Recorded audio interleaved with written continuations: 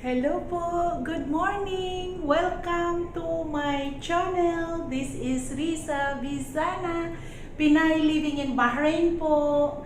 Isa na naman pong mapagpala at matagumpay na umaga sa atin lahat. Samahan niyo po ako dahil today, mayroon na naman po tayong amazing adventure. We still in Hawar Island. At uuwi pa po tayo Saturday. So, from Friday, kailangan ay itutur ko po kayo at ipapakita sa inyo ang beauty of Bahrain. Nandito pa lang po tayo sa ating room, but later on po ay itutur ko kayo. Maraming salamat! Thank you so much! Shout out nga po pala sa aking kapatid, Manoy Francisco Besana from Krami, Ate Ami Ani Besana, John Francis and Jonalyn, April Jane, Aki and Ashley, Toledo family sa Krami, Ani family sa Krami, Masipag Tempo. Maraming salamat sa inyong lahat. At sa atin mga kababayan, saan sulok man po kayo ng mundo, maraming salamat at sinamahan niyo po ako all the way sa aking channel. Maraming salamat po sa aking pamangkin, Popring Kimo TV. Huwag niyo pong kalilimutan na subaybayan po siya at i-subscribe. Maraming salamat po. Thank you so much. 30 or more islands around us. Of course, Hawar is also a sanctuary or a home to over 150 species of migrating birds. We'll be able to... Of course, you'll see some Arabian sand gazelles inside over here. Both of these are females.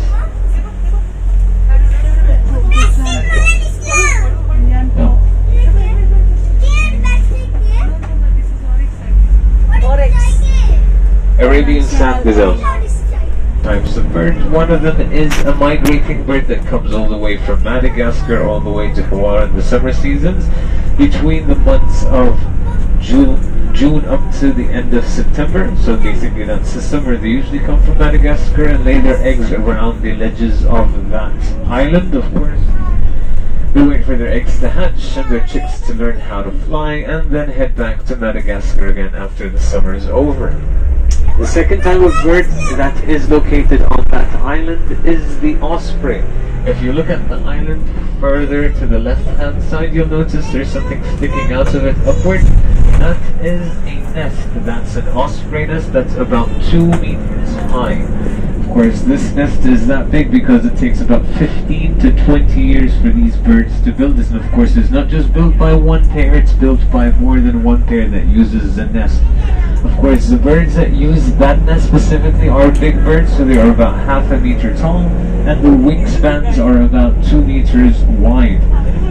These birds, of course, are seahawks, as ospreys are basically at the end, as they only eat sea creatures, do not eat any of the mammals on the land. So that is the king's jetty.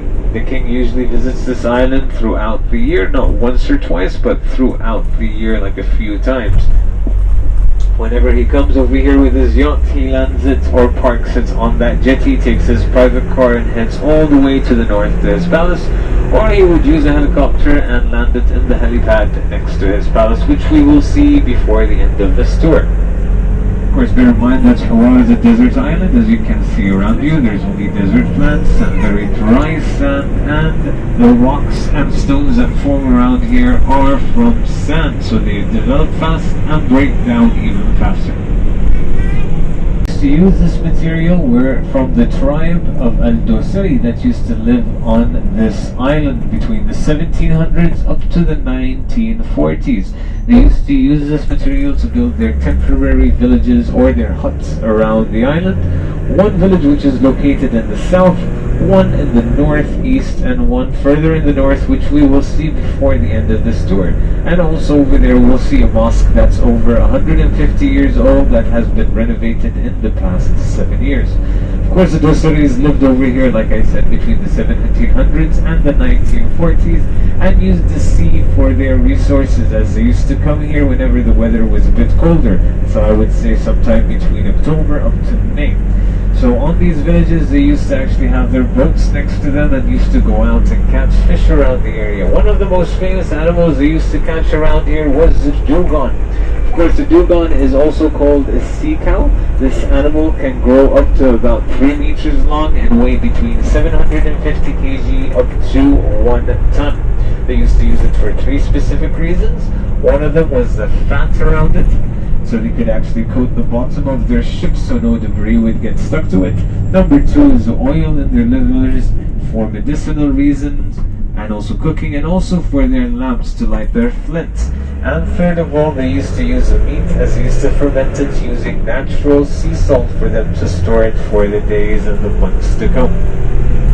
Of course, in 1937, at that time, the government of Bahrain decided to go around the neighboring islands to find out which islands actually had oil in them, and one of the islands they visited was the island of Hawar.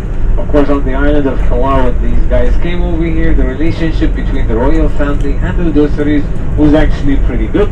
There was no issues over there when the royal family of Bahrain Al Khalifa decided to move the Dosaris to Bahrain, to the shore areas like Jasran, Udaya and Zallaq, and actually let them resume using the sea, and also provided them with accommodation, salaries and the Bahraini nationality. Of course, oil has been dredged on this island since the 1940s until this very day, as we have oil rigs located down closer to the south on the islands of Suwat.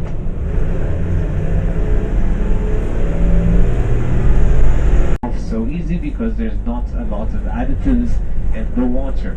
If you look to that direction that I'm pointing right now, that beige brown building that you see over there with the trees on top of it, is the military or BDF hospital on this island. Most of it is underground, so that's why it looks so small. But God forbid somebody falls off a bicycle and hurts himself, we can actually send you to that hospital, they'll patch you up and send you back to the hotel as good as new. If you look to the right, this gate that you see over here is the entrance to the BDF military camp on this island. Of course, that's why you see a lot of military vehicles driving around here. That's because 80% of the island is run by the military of Bahrain. And that is why we actually also advise everybody not to leave the premises of the hotel or the gates of the hotel, as if you exit, you will be their responsibility and not ours anymore. The village basically exactly. How old this graveyard is could be anywhere between 150 years old up to 300 years old. The municipality of Bahrain in 1998 usually resided by the military or high-ranking military officers for weekend houses, and also for high personnel in ministries, and also the attaché or the people that work with the king whenever the king comes and visits the island. 1971. Of course, at this time, the Brits built a building around Bahrain or all over Bahrain to prove their presence. One of the buildings that they have built on the island of Hawar is this building that you see coming up on our right hand side. This building was built in 1937. There are 2 of them standing right here right now. These 2 are male gazelles. You can see how thick their horns are and how wide their necks are as well. That's how you can tell the difference between the males and the females. Oryx. Because during that time. Ngayon po, police station, fire station. As we get closer to this curve right now, this is the point where we get to the northern part of Hawar, which is this point right over here, basically, if you see the top of the map. And also, if you look to the right, in the distance, far, far away, you'll notice some land over there. Of course, that land that you see are these 2 islands in the north, which are eastern and western Rubul. Of course, these islands are known to have the biggest number of breeding Socotra cormorants around the world. For the sake of breeding, of course, they leave in February and head back to Yemen again. This year they actually lasted a bit longer, up to March, due to the weather not being the usual throughout the year, of course. They're usually out for rent. So basically people can actually rent these places out from the reservation center in Bahrain. Ito po yung mga chalet na kung gusto nyo mag-rent ng chalet, sila ang kumukuha nito company kung gusto nila dalhin yung mga staff nila dito. As more on na-i-enjoy po nila ang barbecue, ang pagluluto, saka group of friend and family. Ito po ang kinukuha nila dito. Around here with the mosque in the background, these are the remains of the Doseri houses around this area, as there's no standing houses except for one in the back, which I can point out to you later on. But this mosque that you see is a mosque that's over 150 years old, renovated in the past 7 years. So how about we get off and take a look at this mosque? 7 years ago po na-renovate nila. Ito po yung nakikita nila mga bato na yan. Yan daw ang mga remains ng unang-unang mga tao na nakatira dito sa isla. Yung mga Al-Dosari family nga po. So sila po yung talagang mga unang family dito na nakatira. Tsaka ito po ang mosque nila, which is built po 150 years na mosque nila na built. So ito po siya, papasukin natin. There's light fixtures and speakers and everything around, and back in the days they didn't have this around here. How was this building was originally built using cement, stones, and the same materials that we saw on the mud flats earlier when we were driving next to it. Of course, what they used later on, of course, was not the same material or traditional material that we actually saw in the area. They actually used industrial stuff because the traditional material breaks down pretty fast because of the weather around here. The humidity and all the heat and everything breaks everything down, so it needs constant renovation. As you can see behind you, they used concrete on the underneath of the walls and covered it with gypsum so it could actually last longer. The only thing around here that's built in a very traditional way is the roof over here. Yes, If you look take at a the look roof. this area is basically built using these pieces of wood, and of course these pieces of wood were originally brought in from India. These trees are actually grown in Bahrain, okay, from back in the days, and I'm not talking about hundreds, it could be over 1,000 years. Don't forget that Bahrain has heritage that goes back to 6,000 years, which is Bilwan basically around here, and we were the biggest, or one of the biggest trading points in the world, where people would come from the far east all the way to the far west of Africa basically. So everything passed by over here. So like that's why when anybody comes to Bahrain, they feel more than welcome because everything is available around here, whether it's the food, music, culture, and everything else is available for them. That's why Bahrainis are actually very adapted to traveling and going to other countries, and it's very easy to them to do everything, and vice versa inside the country. So yeah, so this was built the traditional way. This is called denchel in Bahraini. I'm not so sure what they call it in Indian, or the actual tree thing basically at the end of the day, so I don't want to make up anything at the end. But then you'll see bamboo shoots on the top, and then you will see these palm trees interlocked on top of it. Even on top of this, they have some mud on top. Because why do they use this specifically? Because this material traps all the moisture in the weather. So that's why the inside of these buildings, or even the outdoor areas basically around here, are cooler than when you stand outside of it. Of course, this being a mosque at the end of the day, there's a menorah behind you guys over there. That menorah basically is where they used to go, right? And of course, because it was a small village, they didn't need something so high or so big. And of course, there's a dome on top of it. A lot of people think the dome is a decorative thing. It's not really decorative. That dome actually helps the sound echo. The small windows help the sound go stronger because it's collected in certain areas and compressed. So that's how they used to use this. If you guys want to go up there, take some pictures around here. We've got about 5 minutes inside the mosque. So yan po ang remain ng Al-Dosari dito. Dati daw po mga bahay ito dito, kaya lang yan na lang po ang natira. Yung mga ginawa nila na bahay na made of mud. Ayun pa rin po, may nakatayo pa rin doon na building. So ayan po, yun nga yung sinasabi niya kanina na yung puti po na building na yan is accommodation ng mga military dito. Yung mga high ranking na military. Kasi po ang island is run by military of Bahrain. So medyo malakas po ang hangin. Malakas po ang hangin. Tayo. Titingnan po natin yung tubig kung malamig. Yaan po naman ang mga chalet nila.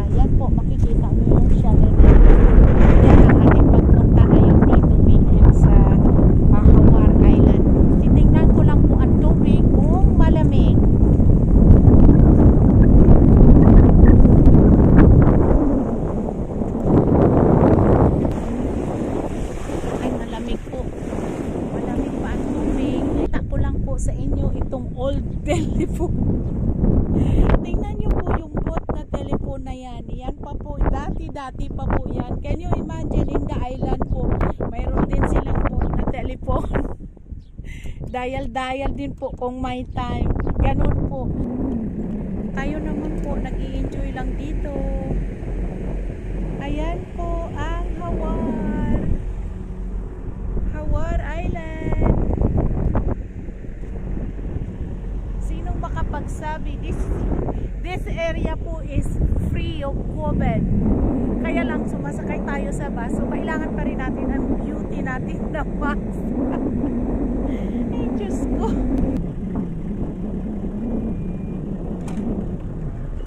Thank you, Uncle. I'm good. Because you know, Uncle, how many times the mainland, because of the Ramadan, everything's slow. So whenever we have a chance, we always come in this area, relaxing. Take all your stress away. You are from where part of India? Mangalore. Mangalore. Okay. How many years you are in I Bahrain? am here now, Hawar Island 20 years. In Hawar itself? If that's not available, they can actually also drink seawater because their kidneys are equipped to salinize it. And if that's not available, what they can do is dig holes, not very deep, but until there's moisture in it. Just take some sand in their mouth, suck in the moisture, and spit out the dry sand again. Here, nosy animals trying to get the grass from all over the place. All of these ones that you see are females. None of them are males.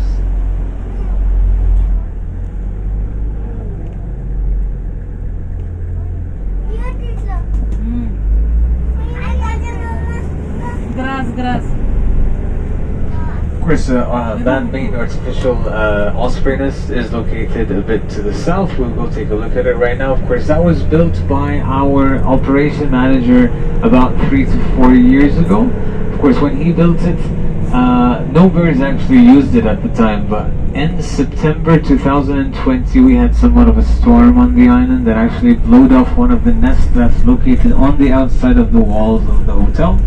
And due to that, the birds actually decided to move into this nest area because we usually use the sea around here to fish. Ayan po. So mayroon daw po yan, kaya lang nasa loob. And try to attack you, so just to avoid that, I would say keep your distance. Alaga na rin sila ditong duck. Ayan po ang hotel.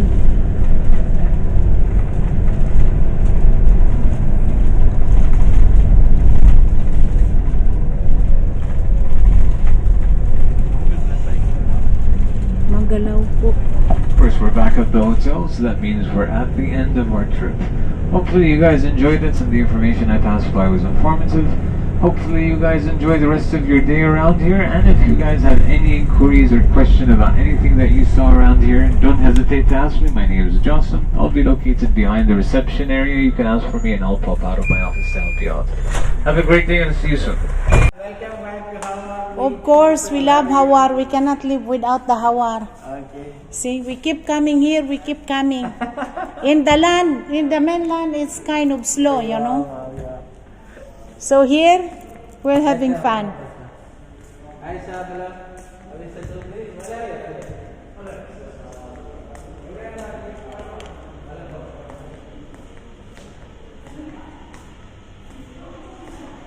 Ayan po, galing yan dyan sa isla po nila.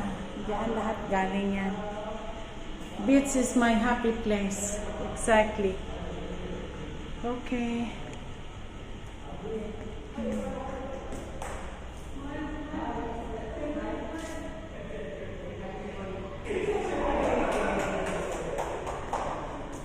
Punta na po tayo sa ating room.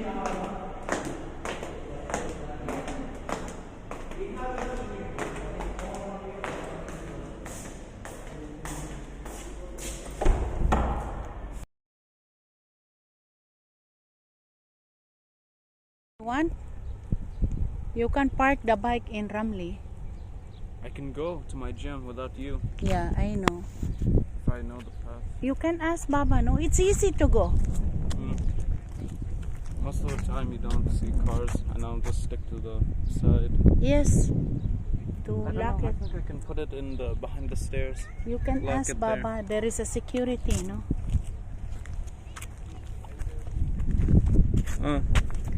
Okay.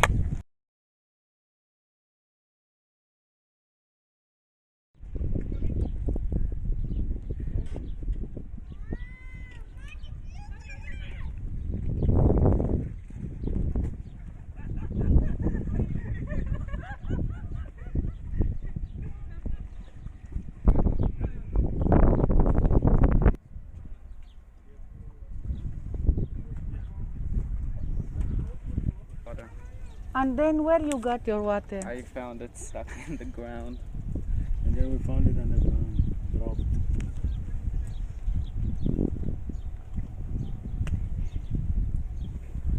Wala ka po ritong marinig na sasakyan. Kundi simoy ng hangin from dagat. At saka mga ibon. Yan po.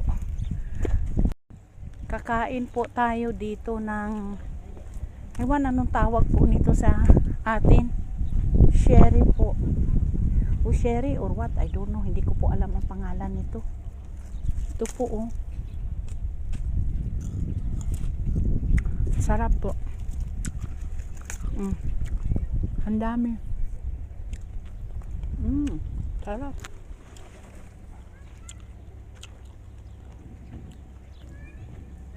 Mga ibon lang po ang kumakain ngayon. Tutulungan natin ang ibon kumain. Ayan po.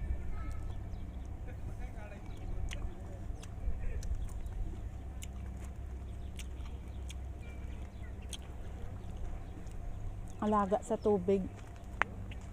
Dahil mamamatay talaga sila pag walang tubig.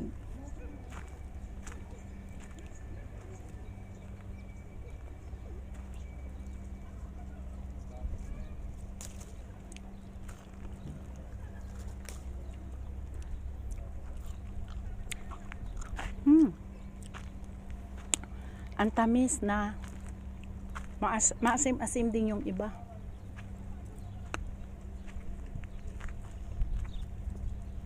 You want to go to the room? Okay, I'm coming now.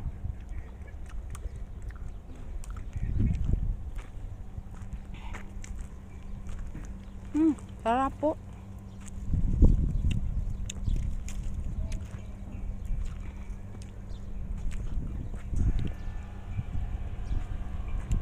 Naku, baka nakita nila ako dito kumakain. Pero okay naman dito. Wala naman pong mga local dito. Ito rin po. Ayan, ang dami. Kaya lang wala pang hinog.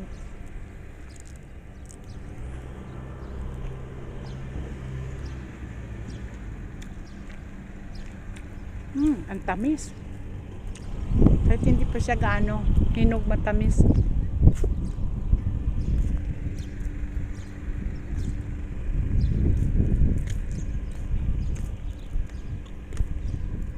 Everywhere po.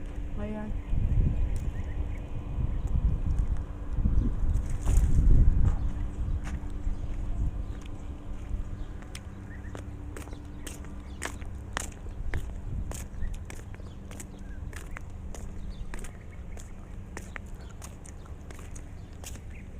Kung naalaala nyo po, doon may vlog ako na dates. Dito po yung galing. Kaya lang ngayon, bulaklak pa lang nandyan. Ayan po. Siya. Dito po yun. Dito ko yun kinuha. Nandun din po yun sa vlog ko. Ayan, may mga lemon sila. Kaya lang, maliliit pa po yung lemon. Tabi-tabi. Ayan. Maliliit pa rin. Ayan ang dates.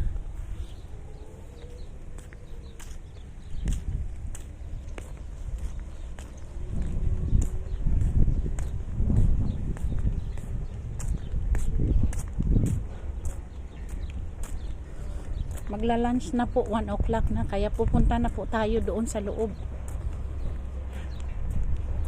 Parang Dubai 1 hour sa airplane, dito naman 1 hour po sa ship. sa boat.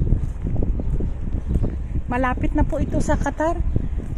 Pagka daw nga low tide, pwede mo lang lakarin mula dito sa isla ang Qatar.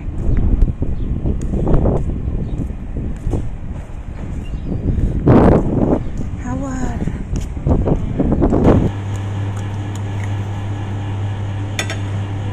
So kakain po tayo. Ayan. At ang atin pakita ko lang po. Lentil soup po yan. At yan, variety. This is hipon po, beef, chicken biryani, and then our salad. Kain po tayo.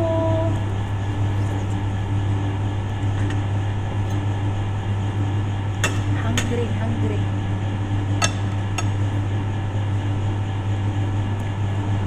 How was the beef na? Nice? Good.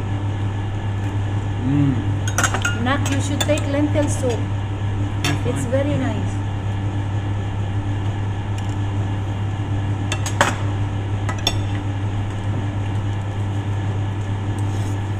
Salad is there. Kibda po, kibda, kibda, kibda.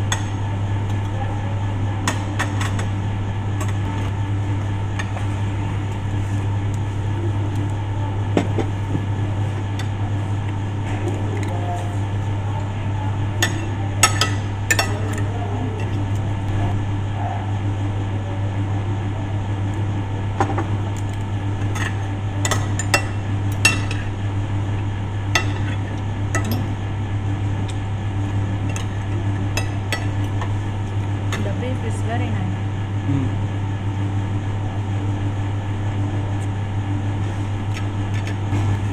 Very nice the pasta.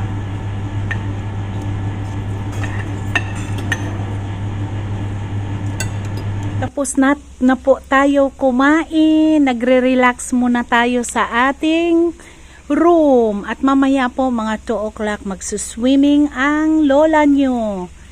Nasa time check po tayo. Anong oras na ba? 1:30 po. So half an hour rest muna po tayo. Thank you so much. Thank you. At ayan po, kumuha ako ng sweet at dito na tayo kakain sa room dahil doon crowded na.